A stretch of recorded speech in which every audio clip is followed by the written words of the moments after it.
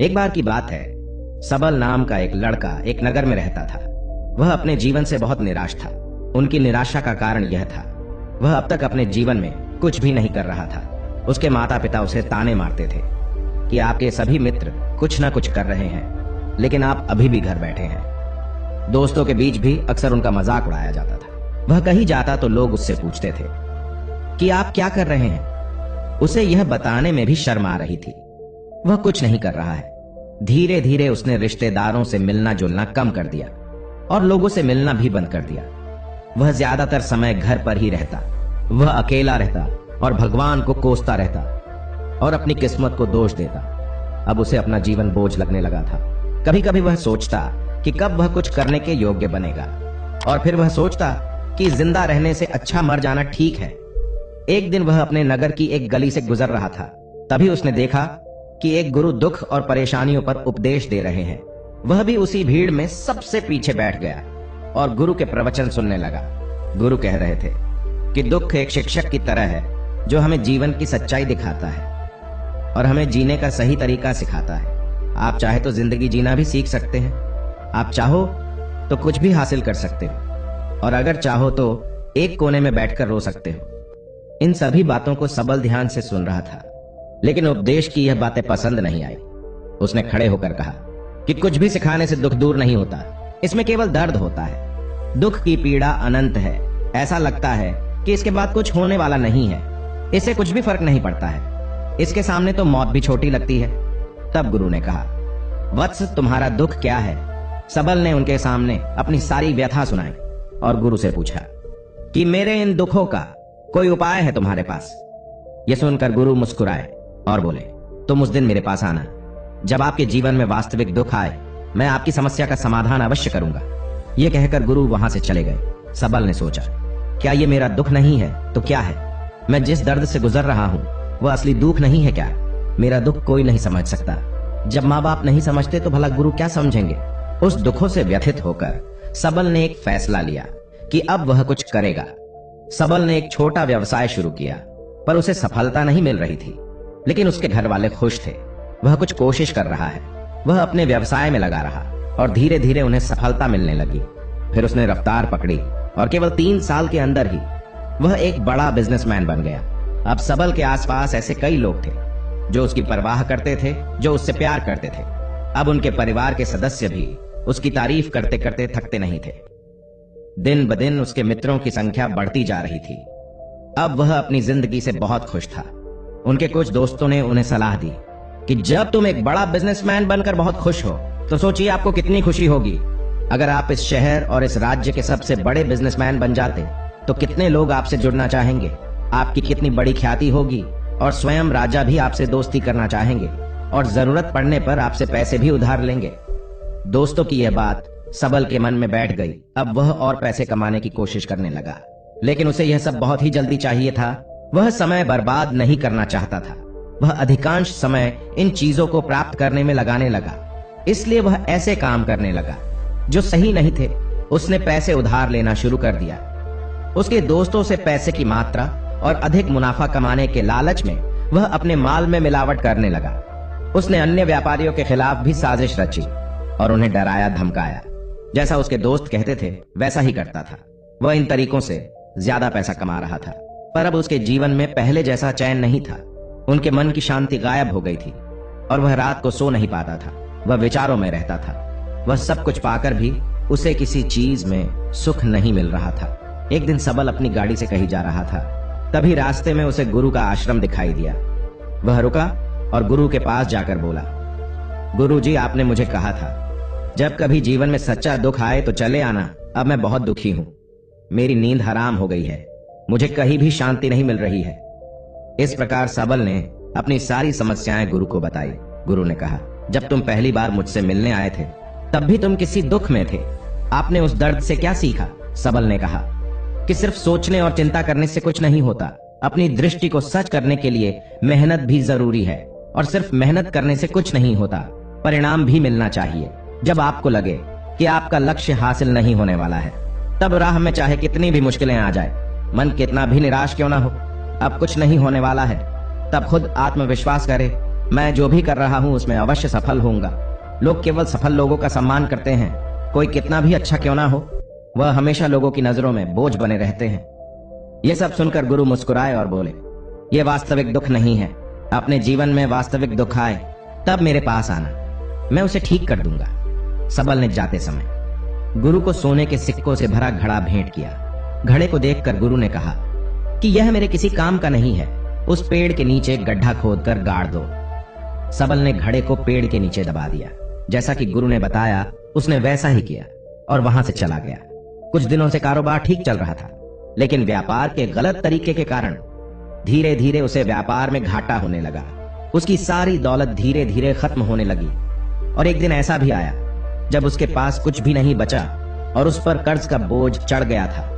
परंतु वह निश्चिंत था, क्योंकि उसने अपना सारा कर्ज अपने दोस्तों से लिया था। उसने सोचा था कि उसके दोस्त बुरे वक्त में उनके साथ खड़े रहेंगे, लेकिन ऐसा कुछ नहीं हुआ। जैसे ही बुरा वक्त आया, दोस्त पहले उससे कर्ज मांगने लगे। अगर उसने कर्ज नहीं लौटाया तो उन्होंने उसे जान से मारने की धमकी भी दी। उनके सभी शुभ चिंतक और प्रियजन उससे दूर हो गए। उसके दोस्त जो उसके साथ मस्ती किया करते थे, अब उससे दूर भाग रहे थे। उसका परिवार उसकी गलतियां और कमियां गिनने लगा। उसकी सारी संपत्ति नीलाम हो गई और उसके पास कुछ भी न बचा। जब उसने अपने पिता से मदद मांगी तो पिता ने कहा कि मेरे पास थोड़ी सी संपत्ति है, अगर मैं तुम्हें दे दूंगा तो मैं तुम्हारी मां को क्या कहूंगा। यह संपत्ति हमारा अंतिम सहारा है। सबल के मन में गहरा दुख छा गया। उसके आसपास कोई नहीं था उनके दुख को समझ सके। लोगों के इस विश्वासघात के कारण वह अंदर से टूट चुका था। वह सोचने लगा कि अब जीने का कोई मतलब नहीं है, अब मौत ही मेरा सहारा है। वह आत्महत्या करने के लिए पहाड़ी पर जा रहा था। तब उसे याद आया कि उस गुरु ने उससे कहा था, तब मेरे पास आना जब तुम्हारे जीवन में वास्तविक दुख हो। सबल गुरु के पास गया और अपनी सारी व्यथा सुनाई। आंखों में आंसू लिए उसने कहा, हे गुरुदेव, मेरे दुख का निवारण कीजिए। तब गुरु ने कहा कि जब जीवन में असली दुख आए तब मेरे पास आना, मैं इसे जरूर ठीक करूंगा। सबल ने कहा कि ये क्या है, मेरी जिंदगी में दुख नहीं है तो आखिर असली दुख क्या है। गुरु ने सबल से कहा कि पहले आप मुझे बताओ कि आपने अपने दुख से क्या सीखा। तब सबल ने कहा कि मैंने वह सीखा, जो लोग हमारे जीवन में आते हैं वह हमारी सफलता और प्रगति के कारण वो हमें धोखा जरूर देंगे, क्योंकि बुरे समय में वे हमारे साथ नहीं खड़े होंगे। वे अच्छे समय में ही हमारा फायदा उठाएंगे और बुरे समय में हमें छोड़ देंगे। उन लोगों पर ही भरोसा करें जो हमारे बुरे समय में हमारे साथ खड़े रहते हैं। लेकिन ऐसे लोग बहुत कम होते हैं, लेकिन जिनके पास है उन्हें उनकी सराहना करनी चाहिए, उनका अपमान नहीं करना चाहिए। कभी भी किसी के खिलाफ साजिश नहीं रचनी चाहिए। अपना काम ईमानदारी और धैर्य से करें और कभी लालची न बने। अपने सारे दुख दर्द और अनुभव बयां करने के बाद सबल गुरुजी के सामने आंखों में आंसू लिए बैठ गया। कुछ देर बाद गुरु उठे और पेड़ के नीचे गड्ढा खोदा और वो घड़ा निकाला जो सोने के सिक्कों से भरा हुआ था। उसने सबल को देखकर कहा, मेरे पास तब आना जब तुम्हारे जीवन में वास्तविक दुख हो। सबल ने अपने गुरु को धन्यवाद दिया और उसे प्रणाम करके चला गया। उस पैसों से उसने एक छोटा सा व्यवसाय शुरू किया। अब वह छोटा व्यापारी बनकर भी खुश था। उसने पूरी लगन और ईमानदारी से कारोबार किया और जल्द ही वह अपने शहर का एक बड़ा व्यापारी बन गया। उसका जीवन सुख सुविधाओं से भरा हुआ था। लेकिन कोई कितना भी अच्छा क्यों ना हो, लेकिन जीवन में दुख आता है। तो सबल के जीवन में भी दुख आया। अपने माता पिता की मृत्यु हो गई। वे दोनों एक ही दिन मर गए। सबल अपने माता पिता से बहुत प्यार करता था, इसीलिए उनके निधन से उन्हें गहरा सदमा लगा। अंतिम संस्कार किया गया। उसने अपने माता पिता का शव जलते हुए देखा तो उसका मन बेचैन हो उठा। उसके मन में कई सवाल उठने लगे। वह घर वापस आ गया। उसने अपने माता पिता के घर और संपत्ति को देखा, जिसके लिए उनके पिता हमेशा लड़ते रहे। आज वो खाली पड़ा है। जिन्होंने इसकी देखभाल की, इसके लिए लड़ने वाले इस दुनिया से चले गए।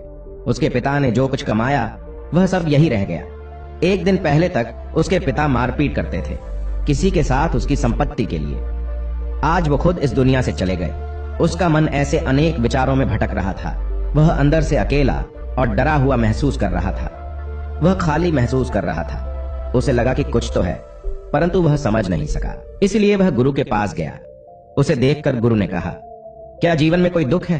सबल ने कहा, वैसे तो जीवन में कोई दुख नहीं है, सब कुछ अच्छा चल रहा है, लेकिन आज मेरे माता पिता का देहांत हो गया है। मैं इस घटना से बेहद दुखी और परेशान हूं। गुरु ने कहा। इसमें दुखी होने की क्या बात है? एक दिन सबको मरना है, मुझे भी मरना है, तुझे भी मरना है। शायद तुम कल ही मर जाओ या आज भी मर सकते हो। सबल ने कहा। क्या कह रहे हो गुरुजी? मैं भी मर जाऊंगा, लेकिन मैं अभी जवान हूं। गुरु ने कहा कि सभी जी रहे हैं इसी भ्रम में कि मृत्यु केवल बूढ़ों को आती है, लेकिन ऐसा नहीं है। जवान भी मर जाते हैं, बच्चे मर जाते हैं। मौत का उम्र से कोई लेना देना नहीं है, ये सभी को प्रभावित करता है। गुरु की ये बातें सबल के मन में बैठ गई और वह चुपचाप चला गया, लेकिन उसका मन अभी भी बेचैन था। वह खाली महसूस कर रहा था। वह सारा दिन अपने बारे में ही सोचता रहता कि वह कौन है, वह इस दुनिया में क्यों आया है, इस जीवन का लक्ष्य क्या है। ऐसे कई सवाल उसके दिमाग में लगातार उठ रहे थे, लेकिन उन्हें अपने किसी भी सवाल का जवाब नहीं मिल रहा था और उसका दुख दिन ब दिन बढ़ता ही जा रहा था। इसलिए कुछ दिन बाद वह फिर से गुरु के पास पहुंचा और बोला, हे स्वामी, मैं बहुत दुखी हूं, क्योंकि मैं यह नहीं जान पा रहा हूं कि मैं कौन हूं और मैं इस दुनिया में क्यों आया हूं। यह सुनकर गुरु मुस्कुराए और बोले, आज आपके जीवन में पहली बार सच्चा दुख उत्पन्न हुआ है। यह वास्तव में दुख कहलाने लायक है। हम नहीं जानते कि हम कौन हैं, हम क्यों आए हैं। सबल ने अपने गुरु से कहा कि उसकी दुर्दशा दूर करे। गुरु ने कहा कि हम सभी इंसान हैं, जीवन भर संग्रह करते रहते हैं। सबल ने कहा, कोई भी इंसान अपने साथ कुछ भी नहीं ले जा सकता, वह सिर्फ अकेला ही जाता है। मेरे माता पिता भी अपने साथ कुछ भी नहीं लेकर गए, धन संपत्ति वैभव सब कुछ यहाँ पर छोड़ कर गए। गुरु ने कहा, अब मेरी बात ध्यान से सुनो। इस संसार में हमें जो संग्रह करना चाहिए वह हम नहीं करते, बल्कि चीजें हमारे सामने होती हैं, लेकिन हम उन्हें देखने की कोशिश नहीं करते। हमें इस दुनिया में जो कुछ भी इकट्ठा करना है वह हम खुद हैं। हमें खुद को जुटाना होगा, ताकि जब हम मरे तो हम एकजुट हो सके और खुद को पहचानने में सक्षम होने के लिए। हम अंदर बटे हुए हैं। हम प्यार, नफरत, गुस्सा, ईर्ष्या में बटे हुए हैं। क्रूरता, धन, स्थिति, प्रतिष्ठा, सम्मान, पहचान, धर्म, जाति, सैकड़ों हजारों ऐसी चीजों और इच्छाओं में हम विभाजित हैं और टुकड़ों में जीवन जी रहे हैं। इस विभाजन के कारण हमारी चेतना कभी एक नहीं हो सकती। हमारी चेतना व शक्ति बिखरी हुई है, इसलिए हमारे पास इतना समय नहीं है, इतनी ऊर्जा नहीं कि हम मुड़ सकते हैं और अपने भीतर देख सकते हैं। वास्तव में धन, सम्मान और सुविधाओं के अभाव को लोग दुख समझते हैं और जीवन भर के लिए इसे दुख कहकर रोते रहते हैं और समाधान खोजने का प्रयास करते रहते हैं। उन्हें अपना समाधान कभी नहीं मिलेगा, क्योंकि जिसे लोग दुख कहते हैं वह वास्तविक दुख नहीं है। यह सिर्फ एक आदमी की इच्छा है। उसकी इच्छा कभी पूरी नहीं होती, इसीलिए व्यक्ति को कभी उनके प्रश्नों का समाधान नहीं मिलता। इसलिए इन सब से परे यदि आप अपने दुखों का परम समाधान चाहते हैं तो सबसे पहले खुद को समेटना होगा। इस दुनिया से अपनी ऊर्जा वापस ले लो और इकट्ठा करो। अपने आप पर ध्यान केंद्रित करो, स्वयं पर ध्यान दो। अपने मृत्यु से पहले अपने आप को जानने की कोशिश करो। बिखरो मत, सबल ने कहा। गुरु जी, क्या हमें संसार को छोड़ दें? हमारी सभी इच्छाओं को मार देना चाहिए। किसी से प्रेम नहीं करना चाहिए, धन संग्रह नहीं करना चाहिए, सम्मान की आशा छोड़ देनी चाहिए। गुरु ने कहा कि भावनाओं और इच्छाओं से ऐसे बिखरे हुए मनुष्य में से बाहर निकल आओ, जैसे कोई पत्थर पहाड़ से अलग होकर गिरे तो जिस पर पर्वत का कोई कंट्रोल नहीं होता सिवाय देखने या परेशान होना और कुछ खोना। ठीक वैसे ही बिखरे हुए मनुष्य की इच्छाएं बेकाबू और दर्दनाक है। उसका अनियंत्रित मन इच्छा करता रहता है और कल्पना करता रहता है और यह दुख देता है। लेकिन जब एक व्यक्ति अपने मन को एकत्र करता है तो वह जो कुछ भी करता है वह उसके नियंत्रण में होता है। फिर उसकी इच्छा से इच्छाएं भी उत्पन्न होती है। फिर सबल ने कहा कि आपने मेरे असली दुख का समाधान कर दिया। आपका बहुत बहुत धन्यवाद। अब से मैं खुद को समेटने और खुद को तलाशने की कोशिश करूंगा। गुरु ने कहा कि मानव शरीर में बहुत ऊर्जा और शक्ति है, लेकिन यह फालतू के कामों में बटा हुआ है, बेकार की बातों में लगा हुआ है। यह एक बहुत ही शक्तिशाली मशीन की तरह है और वह बिना सोचे समझे अपनी शक्ति बर्बाद कर रहा है और बिना किसी नियंत्रण के। इसीलिए इस शक्ति पर ध्यान दे, अपनी चेतना और इसे इकट्ठा करे